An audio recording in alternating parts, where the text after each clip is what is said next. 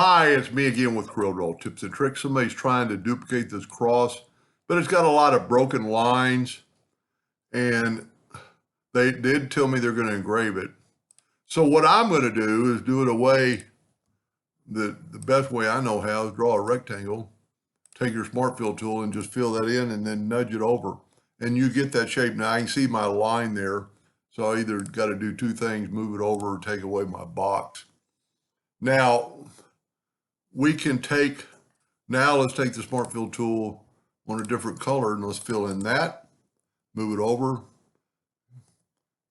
twice so it's out of the way.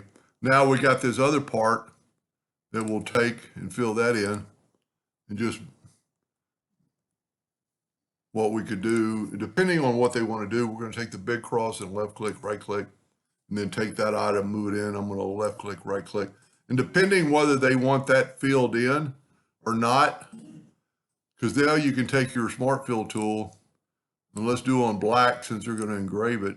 Might be a little bit too much black for engraving, but we're going to put that over there like that. Fill that in with black, fill that in with black, and you got it. Now we still don't have that. Well, the original had like, and that will really help, had like two lines. So we've already got the shape. I'm going to take that, matter of fact, I'm going to take that and put that centerpiece back over here. And I'm going to left click, right click. I don't want that inner piece, but we can't really do anything with it. So we're going to go to object and break the curve apart. And by doing that, we can grab that centerpiece. Now let's zoom in on here.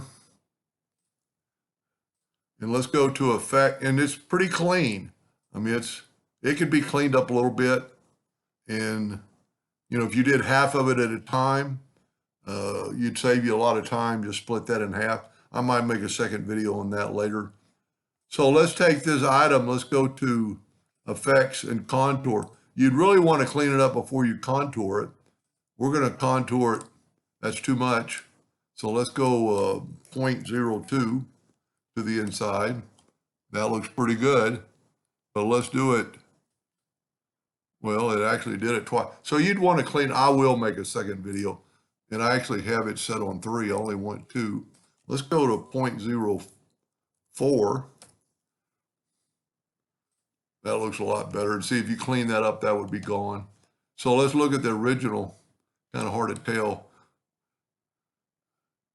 Well, a couple ways we could do this. Let's put 2 black lines. And I don't know if they're going to cut it out or not. Well, there's really only 1 black line. So we could take that line, go up to object, break the contour part, take that line, make it black, and then make it something other than a hairline so it kind of stand out. That's probably too thick. Let's do it like that right there. Now we can nudge this back. So I'm nudging, I'm not moving. I don't like these flat leaves, but the flat leaves are actually going underneath the cross. That looks pretty good. Later on, I might make a second video because this would be extremely easy to clean up.